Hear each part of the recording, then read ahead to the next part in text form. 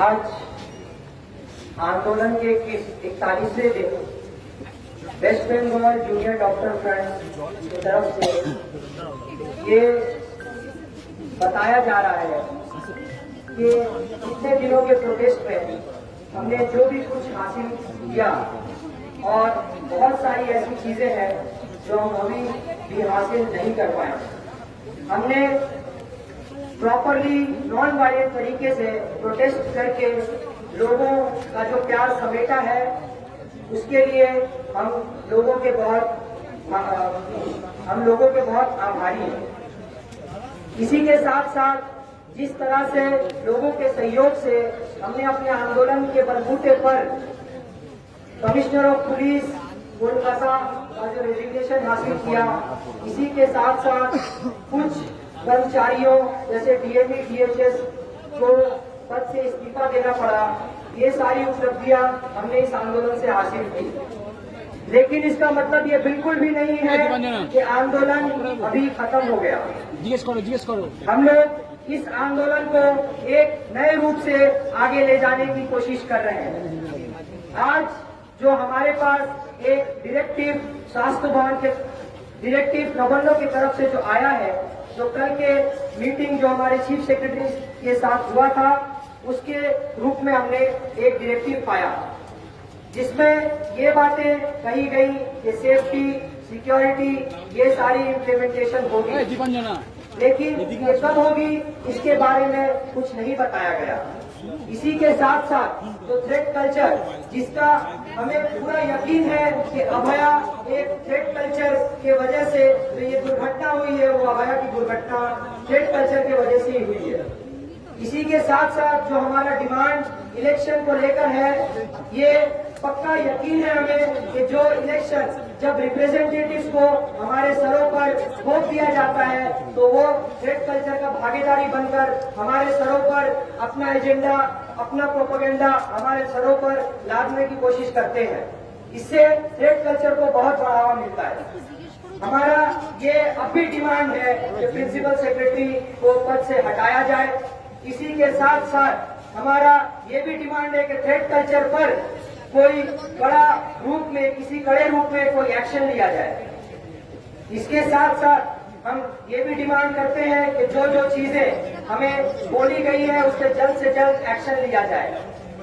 हम कल स्वास्थ्य भवन से लेकर सीजीओ कॉम्प्लेक्स तक एक बहुत बड़ी रैली का आयोजन करने वाले हैं और इसी के साथ जो हमारा यहाँ पर अवस्थान है, धरना है, इसको यहाँ पर खत्म करने का अनाउंस करते हैं। लेकिन हम जब अपने कॉलेज को वापस जाएंगे तो हमारी नजर प्रशासन पर जरूर रहेगी कि वो इन चीजों पर किस तरह से एक्शन लेती है।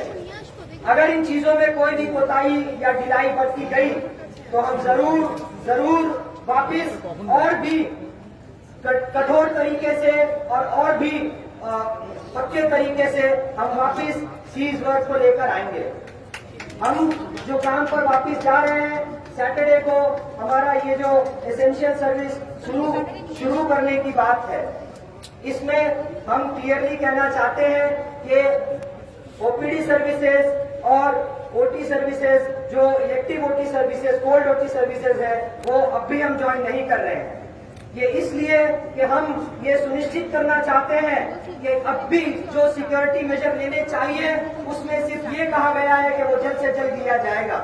अब भी अगर कोई फीमेल कलीग अगर वो ड्यूटी ज्वाइन करती है तो उनके पास वो सुविधाएं नहीं है जिनसे इस बात को सुनिश्चित किया जाए कि वो ड्यूटी में सेफ महसूस करे।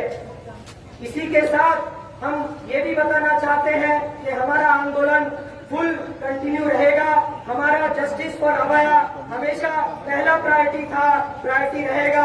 हमारी नजर सुप्रीम कोर्ट के हियरिंग पर है और साथ ही साथ सरकार के एक्शन पर है कि वो क्या कड़ा कदम उठाती है जिससे ये सुनिश्चित हो कि जूनियर डॉक्टर अपने काम पर वापस जाए।